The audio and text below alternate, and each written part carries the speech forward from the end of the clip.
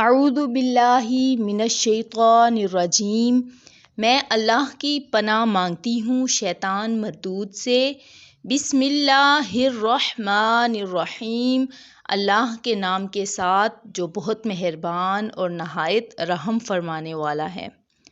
اللہم اجعل لی فیہ الی مرضاتک دلیلا ولا تجعل للشیطان فیہ علی سبیلا واجعل الجنۃ لی منزلۃ ومقیلا یا قاضی حوائج الطالبین۔